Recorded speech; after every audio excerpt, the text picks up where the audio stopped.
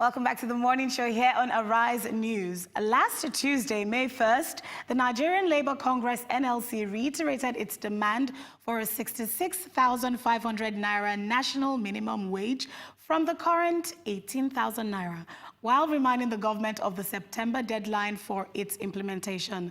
What will this increase mean? Let's say it's approved, but what would this mean for Nigeria's economy? And joining me to discuss this is my guest, Gloria Dozian, and Arise correspondent, Labo Daniel. Welcome to the morning show, Labo. Hey. Welcome back. Welcome back, Glory. Nice to be here. Okay, so what do we think? First of all, 18,000 to 66,500. Isn't that a bit too much, Labo? I think first and foremost, well, the NLC says that what they did was they did their own research, and they researched about, I think, 88 countries, looking at what the minimum wages there are, how they came up with the figures. So to an extent, based on what they have said, it's scientific. Right, so they didn't just sit down and then just come up with these figures. Right. But just as we had discussed yesterday, I think one of the things for me is this whole monthly lump sum may not really be the best way to go. So I think to a very large extent, Nigeria needs to review the way we actually pay workers. We need to begin to look at paying workers in terms of hours. Because the reality is, I mean, for example, they're saying federal and state governments. I mean, so you know that sometimes you go to state government offices and there's nobody there. So like whether or not, whether or not it's a monthly allowance increased or decreased, they're not working extra, they're not working the right number of hours, so there's that. But also, I also understand where they're coming from, because I mean, since 2011, which was the last time the minimum wage was increased, to 2018, there's a lot going on, right? So, I mean, the price of rent, food, a lot of things have happened, and people cannot survive on that amount of money. So I think it's just really finding that healthy balance for this increment. Yes, but then saying they did some research and then 66,000, I would really like to see that. I would really like to know how they came up with that figure, because, again, for me, it's such a huge gap. I mean, how do you go from 18,000 to 66,500? And now with the minimum wage, it doesn't just affect the government parastatals, it also affects businesses, because now my business has to pay the minimum wage. How many small businesses can afford 66,500? I mean, so how do you think this would affect small businesses? For me, my question is, like you rightly said, I really would like to see that research and see the comparison countries, if they have the same economic situation as Nigeria. I think that is, super, super important. And maybe like Labo said, maybe what we need to do now for SMEs to actually be able to pay that is hourly rates. So that as an entrepreneur, you can find out, okay, fashion yourself and see how you can, meet that range in some way or shape or the other. But for me, I think the gap is high. Like, the jump is really high.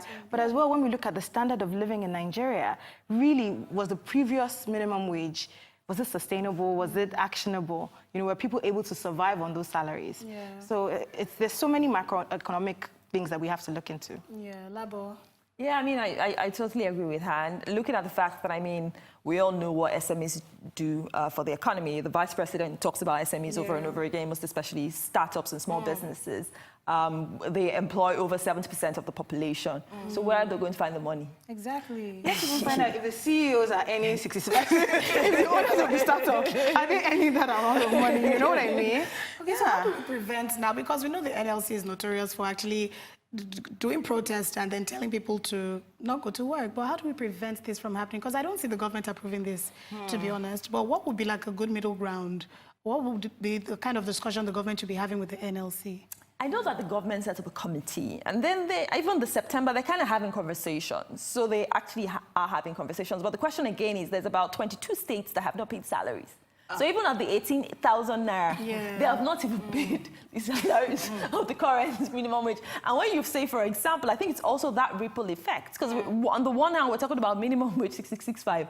Clearly, somebody who was not a minimum, who was higher, I mean, I'm not going to be earning the same salary as the person that was earning 18K. So it's actually a ripple effect. So it's not just, I think we need to really look at this holistically. Again, the government has set up this committee. They've been looking at it, having conversations around the September implementation. There's a lot going on in that space, but it's just really hoping that whoever is on this committee, whoever is having these conversations, are all looking at this together, because also even for the NLC, to a large extent, they might have lost the kind of power that they had. Because there was a time that the NLC would actually call strikes and then everybody would go on strike. But I remember the last strike they called, nobody went on strike. Because it was almost like that trust, and I don't know whether this new NLC precedent is different, but there was that trust where actually you're using us to negotiate. No, we're not going to allow. Yes, we're not going to allow ourselves to be used. So. Again, the NLC needs to just really work with caution. I know this has been going on for a while, so they've been on this thing, I think, since, was it last year or the year before? So it's been conversations ongoing. But, you know, that strike, I just hope that they don't surprise themselves, because people are not having any anymore these days.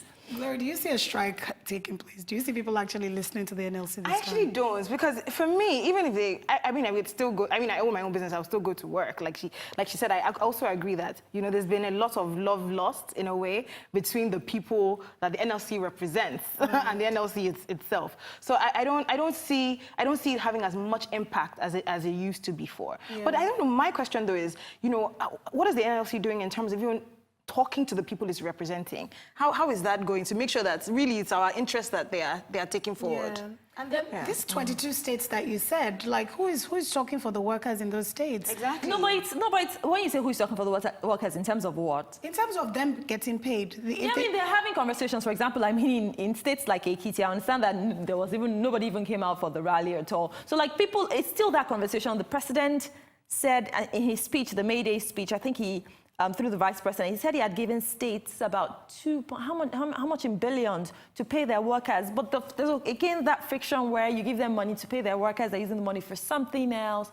There's a whole lot happening in that space. Well, I mean, what can the workers do? To be honest, the workers they have side hustles. In fact, for some civil servants, it's more like their full hustle, and the civil service job is their side hustle.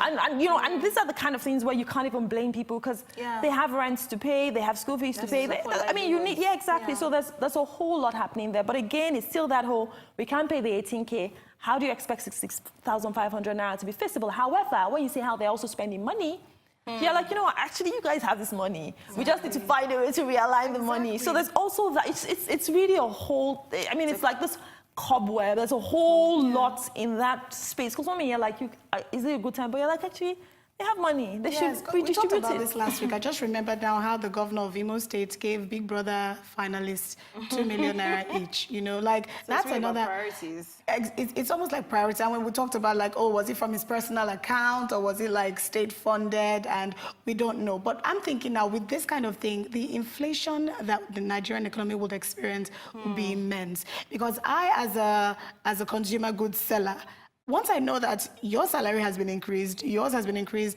what I sold to you for 20 naira before, I probably would up it a bit and make it 25 or 30 naira. So that's, again, like, do we want that kind of effect in the economy? So like she really says, there's so much to consider. So will you say that because of that, people shouldn't have, their livelihoods and the money they earn shouldn't be increased? So there's just so many indices to consider, because you can't say that because people are going to put up price, you won't increase salary. Yes, and the inflation. Do you understand? Exactly. You can't say that. So really, there's just so much to consider. So much to consider. But inflation is a huge deal. Is a huge deal. Yes, it is. But again, since there's so many committees, I'm hoping and believing that they have economists on these committees and they have people. Like, I'm just really hoping that this whole equation, and it's not the NLC just trying to say, look, we're still the boss, so you can't take that power away from us. So it's just really, it's a whole lot in that space. It's a whole lot in that space. But I mean, we've seen, as you said, we've seen that ripple effect where even with 18,000 in 2011, the price of transportation goes up. Like, it's just that, because everyone just wants to have their own piece of the pie, and rightly so too. Okay, so what do we have to say to the NLC chairman right now, Glory? So I would say, thank you to start off. Thank you for speaking for the people, but also just make sure that, you know, that whatever you're putting forward, you're really fighting for the people. You're fighting for those who haven't been paid salaries, and it's also backed up by realistic research of what people can pay. Because, like she rightly said, SMEs are the ones really supporting the economy, and if they can't afford to pay that, a lot of businesses are going to close. And let's not forget that, you know, on top of that salary, there's the tax, there's the pension deduction, there's so many things, there's so many other, you know, hidden charges that entrepreneurs have to pay in terms of salaries. Companies are running on gen. Exactly. There's so many other things that they have to consider. So please, I just hope that there's somebody in that committee that is an SME owner or that speaks to SMEs that is also representing our views. Right. Labo, what do you have to say, the NLC chairman? You know, for me, I mean, great work, well done, for standing for the people and channeling the cause of the people. It's just really everyone just negotiating on the table and negotiating for the right reasons. citizens. Okay then, well, it's been amazing talking to you. Thank you, Glory. Thanks for and having me. thank you, Lava. And that brings us to the end of the morning show today. Thank you so much for watching. From the entire morning show team here in Lagos, all that's left to say is enjoy the rest of your morning and, of course, the rest of your day. Goodbye.